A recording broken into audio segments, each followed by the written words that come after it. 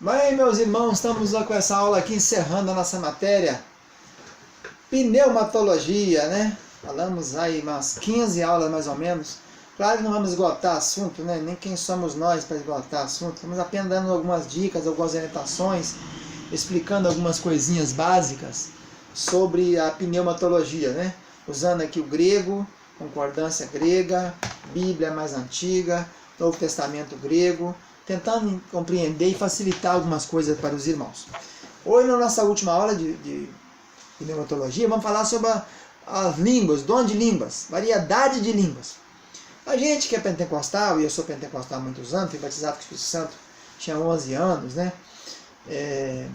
E de lá para cá, desde 71, nós temos visto, andado, já fiz palestra em muitos lugares do Brasil e do exterior, já participei de muitas igrejas pentecostais, igrejas de muito poder, de muito fogo, de muita manifestação espiritual, também como de igrejas tranquilas, que recebem o Espírito Santo mais tranquilamente e tal.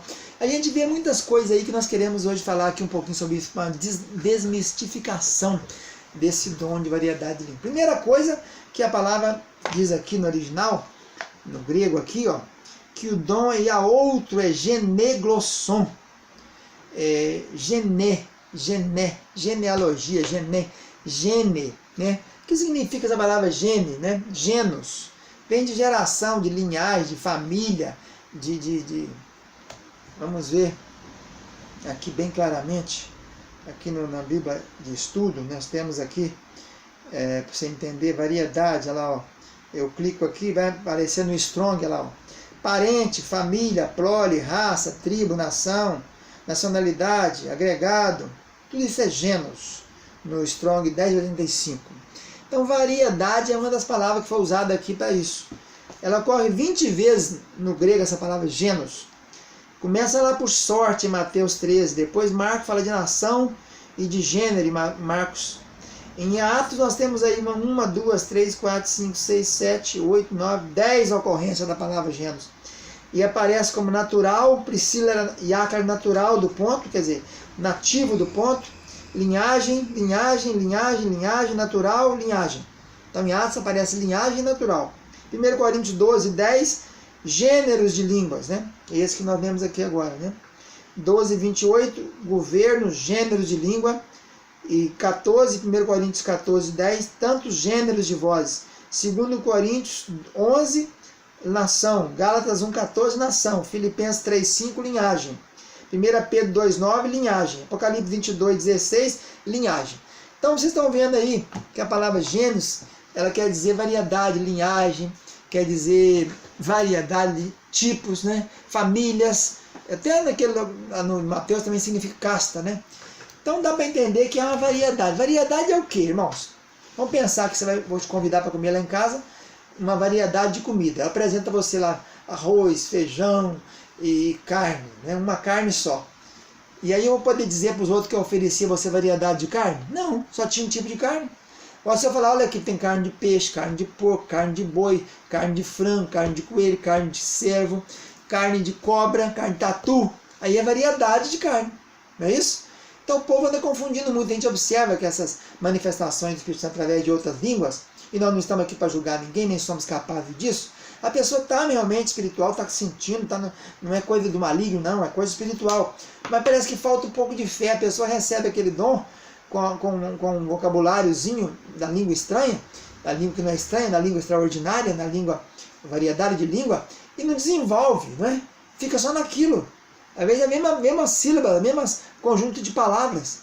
E isso não é variedade. Variedade é cada dia falar de um jeito. Né? Então hoje eu sou usado aqui nessa igreja, falo da maneira, amanhã eu sou usado em outra igreja, falo de outra maneira, cada dia de um jeito. Não vai dar como decorar a minha língua. O que acontece hoje, irmãos, é que a gente encontra muita língua decorada nas igrejas. E a tendência é essa. Você vai numa igreja, eu já visito muitas igrejas, você vai na igreja e o pastor fala ABCD, a língua espiritual dele é essa, outras línguas dele. Aí a tendência dos membros é porque não há muito ensino, isso é uma falha que nós temos nas igrejas hoje, ninguém se ensina coisa nenhuma para os outros, o camarada chega ali e fica vendo aquilo, e busca o poder, e recebe o poder de Deus, e aí começa a copiar aquele vocabulário de outra língua do outro, e começa a falar, em vez de falar ABCD, fala CDBA, em vez de ABCD, CDBA, entendeu? E vai por aí. Pega as mesmas vocábulas, há tendência nisso, a gente observa isso, há tendência no meio pentecostal nisso. Então isso não pode existir, variedade de línguas, cada dia de uma maneira é usada, o vocábulo não se repete, hoje é ABCD, amanhã é FGH, depois KLM, depois PQRS, outro dia TUV, outro dia XZ, um dia tem... Então e tem que buscar isso, nós temos que buscar isso de Deus, do Espírito Santo. Não contentar só com esse primeiro dia que eu fui batizado, por exemplo, no meu caso, eu tinha 11 anos, eu estou com quase 60, há 40 e tantos anos atrás, né? Vou continuar daquele mesmo modelo, tem que desenvolver, crescer no Espírito. Paulo disse que preferia falar 5 palavras na língua que precisava de ouvido do que em 10 mil e outras. Então nós precisamos aprender isso. E não existe essa maneira. Outra coisa interessante, eu fui no monte com o pessoal uma vez aqui na minha cidade, e nós fomos ajoelhar no monte, então eu como pastor e ele diácono, para orar para as pessoas receber o Espírito Santo, se batizar com o Espírito Santo, e falar em outra língua no caso, né? E aí o camarada começou a falar no ouvido da pessoa, para mandar ele falando rapidamente a palavra aleluia ou glória a Deus, para ele falar em outra língua. Isso não tem nada a ver, isso é uma mentira, isso é uma heresia muito séria. Eu vou orar para alguém receber o Espírito Santo e ser batizado com o Espírito Santo, e mando fala no ouvido dele a seguinte coisa, ó, vai falando aleluia, aleluia, aleluia, aleluia, gló, gló, gló, gló. Isso é peru, gló, gló, gló, isso é peru. Isso não tem nada a ver com outra língua não, meu irmão, pelo amor de Deus. Vamos ter seriedade e compromisso. Vamos se lembrar que nós somos sérios, somos servos de Deus, né? Isso não existe não. O Espírito Santo batiza no dia que ele quer, quando ele quer, da maneira que ele quer, e nem sempre é com evidência de outra língua. Isso já é uma coisa errada. Já mostramos que não aconteceu outra língua em todos os episódios que houve batismo com o Espírito Santo na Bíblia.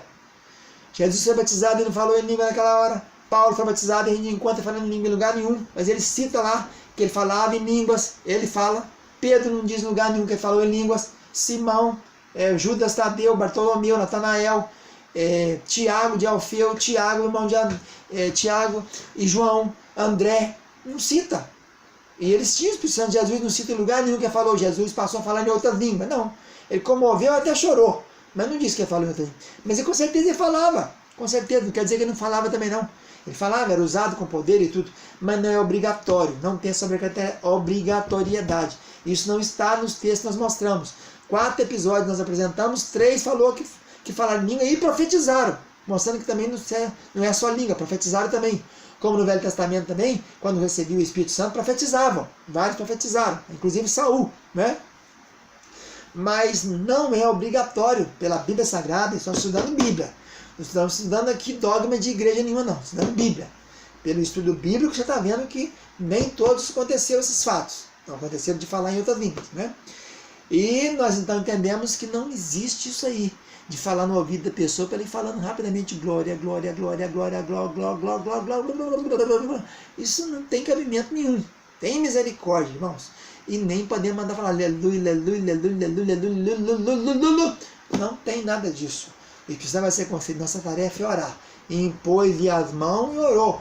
Deus, Senhor, enche esse irmão do Espírito Santo. Agora, como é que vai ser o dom que ele vai ter? Não compete a nós. Diz que o Espírito Santo dá a cada um conforme lhe é útil. Está escrito aqui. Conforme lhe é útil. A manifestação do Espírito é dada a cada um conforme for útil. Então eu estou na igreja da Lajinha, aqui útil que eu tenho dons de curar. Então eu posso, o Espírito Santo me dá. Eu vou para a igreja de São Paulo, lá é útil que eu fale em línguas, ele pode me dar. Eu vou para a igreja na Flórida, lá está precisando de dons de curar, então ele pode me dar. Eu vou para Boston, lá está precisando de interpretação de língua. Então é conforme o Espírito Santo lhe é útil, não é conforme eu quero, nem você quer, não. A manifestação do Espírito Santo, 1 Coríntios 12, versículo 7, é dada a cada um conforme lhe for útil. É para a utilidade dele, para a edificação da igreja. E outra coisa, por que se fala em línguas? Para exaltar as grandezas de Deus. Se há interpretação, amém. Não é isso? E nós vamos fazer a última aula agora, depois dessa, vai ter mais uma, explicando a liturgia dos dons. Tá bom? Um abraço, tchau, tchau.